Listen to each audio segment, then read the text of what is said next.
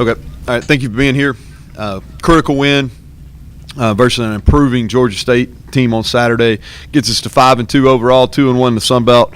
I'm really proud of how our staff prepared our guys. Thought our players prepared and performed well on Saturday. By far our best week of preparation in the season. Probably our most enjoyable week as far as coaching this team. I think they pushed each other. And just our best week overall, from how we performed on Saturday to the preparation all the way through. It was a quality win. I think Sean Elliott and his staff are doing an outstanding job at Georgia State. It was cool to play in that venue. They've done some really neat things with what used to be Turner Field.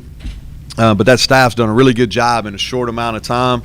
And I think they have an opportunity to be a bowl-eligible team this year. If you look at how their schedule lays out, but I was impressed with them. We probably played our most complete game on Saturday. Hit the highs and the lows in all three phases. Special teams, we muffed a punt again. That goes 2 weeks in a row that we've given away the possession. We allowed one big kickoff return. Our kickoff team's probably been our most consistent special teams unit over the course of three seasons, but we gave up a big return on Saturday. And then I thought our kickoff return team really underperformed on Saturday. We can and should be better than what we showed in that game. We had one decent return, but I think we got to do a better job getting on people. The positives are we were perfect on PAT and field goals, and that's that is something that we have not done this season, and that was big. That was big. Tyler Sumter came in. He had a lot of confidence from the success he's had in punting the football, and he did a really good job. Good operations times in everything that we did, and only allowed one punt return yard, and they had Penny Hart, who I think is probably the most explosive skill player in our league, returning punts. Defensively, the biggest negative for me was the last drive of the game. It took up 9.5 minutes. A lot of guys that we're expecting to be really good football players in our program down the line played that series and really didn't show what they're capable of. So I was disappointed in how we finished and closed out that game. The positives, though, we stopped the run. Really held them without a touchdown with our first and second group in the game. We were very good in the red zone, something that's been a strength of us all year, and we limited the big plays. They had 2 big plays, and that's a group that had almost 700 yards of offense the week prior, and it played 3 steady weeks in a row of really good offense. Offensively, I was really proud of our staff. I thought the offensive staff did a good job of rebounding off a really poor performance the week before, and we were different in the game. And I talked about our defense staff a lot, but I thought our offensive staff did a really nice job preparing the players and getting them ready to play. The negative was the opening series. We weren't ready to go, and we had an interception there that it wasn't really Brandon's fault. We didn't run the route correctly. We fell down. We had too many hits on the quarterback, and we need to score touchdowns in the red zone. Had to kick field goals. Probably in a little different scenario. If we'd been making those kicks, maybe in previous games, probably would have gone for it. But I felt like we needed to get some field goals in there and get some confidence in our field goal game. The positives are we had 7.9 yards per play, had 0 sacks, and made competitive plays for one of the first times all season where people were honest. We made catches. We made people miss in space. So those are positives. I'll hit you the awards for the week before we talk about our next game. Defensively, a guy that really played physical, had 4 tackles, 1.5 tackles for loss, had a half a sack, and that was Sam Levy. And he's really a critical piece of our defense. When he plays well, we play well over there on that side, especially against the run. Our offensive lineman of the week was Steven Rousey. Most productive in the game, graded the highest, played extremely hard. He's been our most consistent offensive lineman all season. He's playing like an first-team all-conference O-lineman. We need him to continue to do that. The offensive player was Brandon Silver's best game he's played all season, 25 of 35. That's with 3 drops. 335 yards, had 2 touchdowns. Should have had a 3rd touchdown. We dropped a touchdown there on our last offensive drive. Thought he managed the game, made really good decisions, and look for him to build off that and hopefully get into a groove here going down the stretch. Corey McCullough's Spirit Award. This goes to the guy that really does the best job getting our sideline involved. And a little different this week, we're going to name one of our student assistant coaches, Alex Collier. He did a great job. Got a ton of energy. Appreciate what he does.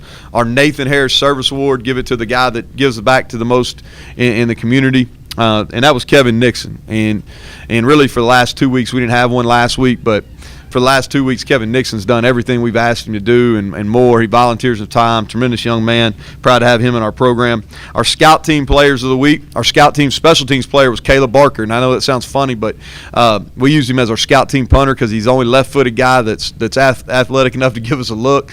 And they had a really good left-footed punter last week at Georgia State, and he's our scout team special teams player of the week.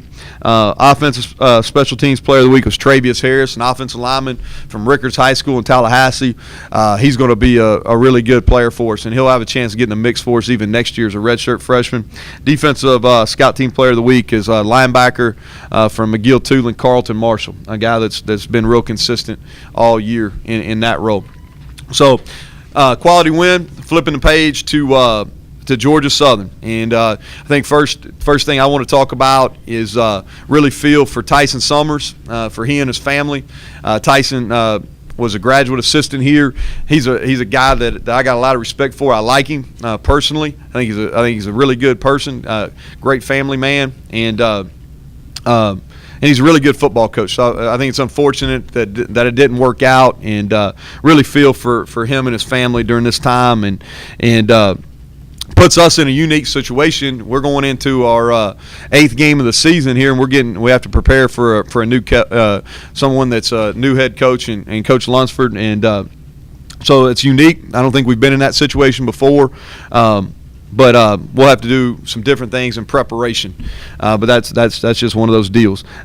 Georgia Southern has a proud tradition. I think everybody knows that. I think it's a game that our fans enjoy playing. It goes back. This rivalry goes back a while, back to the 1AA days. They've got a very good staff.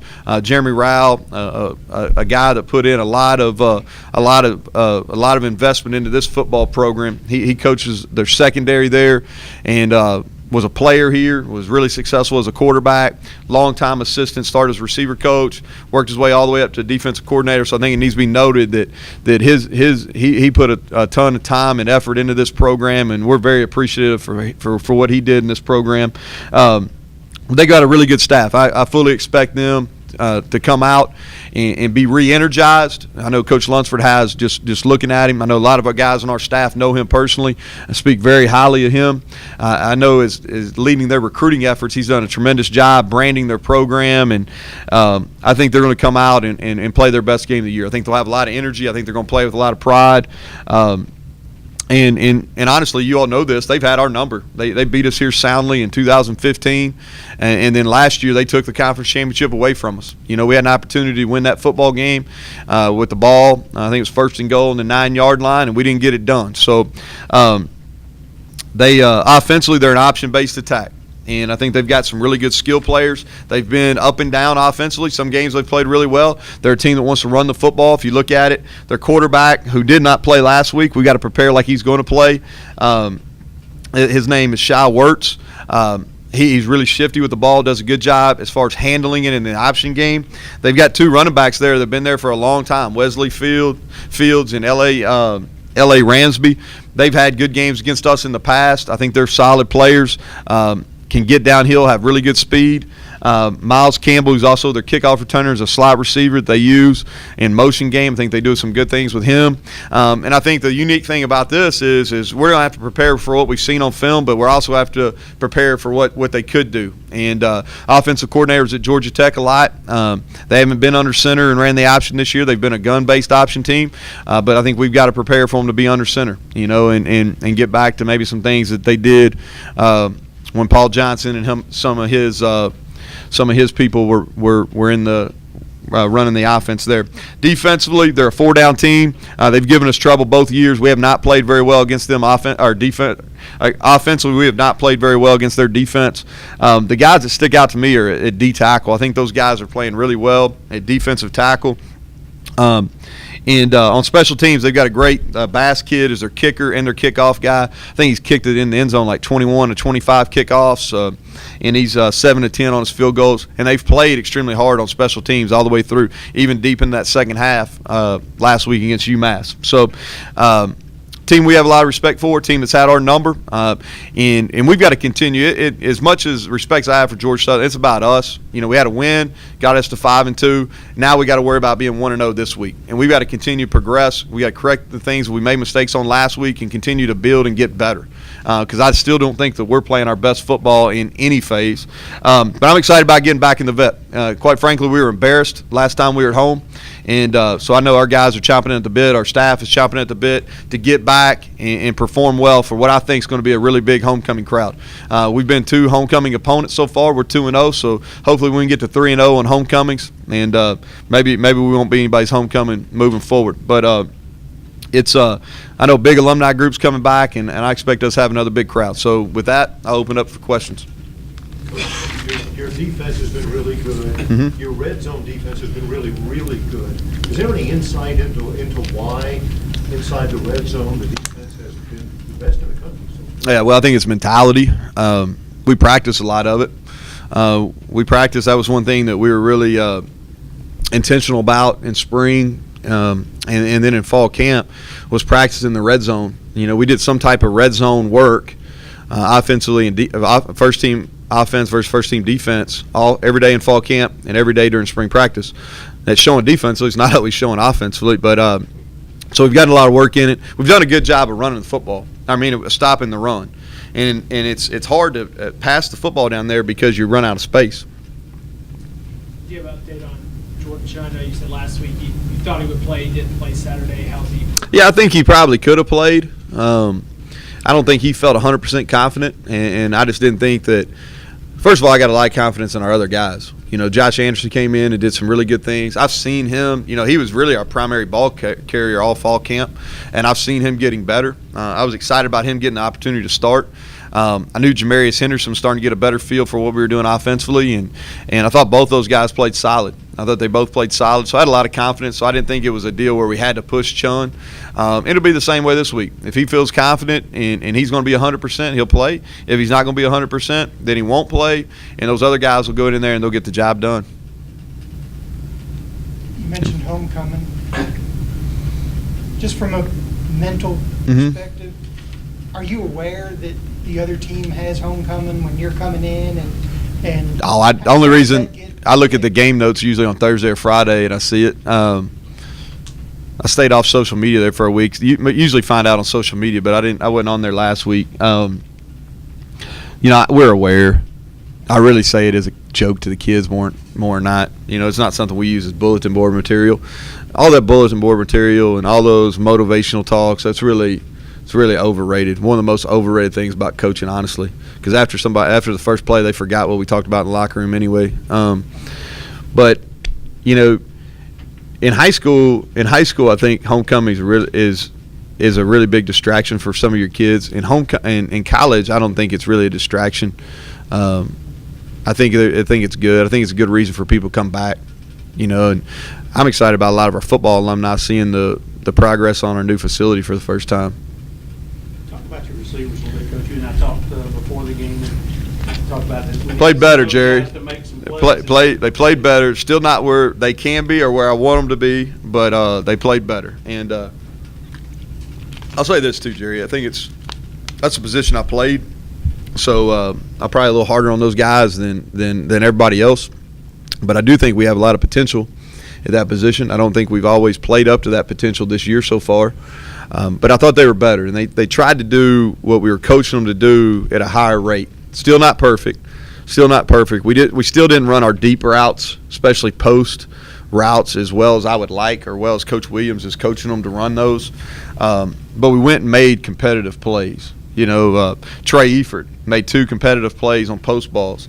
DeAndre Douglas made a competitive play on the reverse, but also a competitive play on a wheel route earlier in the game. You know, Emmanuel Thompson made a really nice play on a screen. John Johnson made a guy, made a difficult catch and then made a guy miss going in to score, which was probably one of the biggest plays of the game. Damian Willis had probably the most critical play of the game on the second drive of the game on a 3rd and 8, and he goes down and catches the ball. Brandon Silvers probably made the best catch of the game on some of those snaps. They were all over the place a little bit.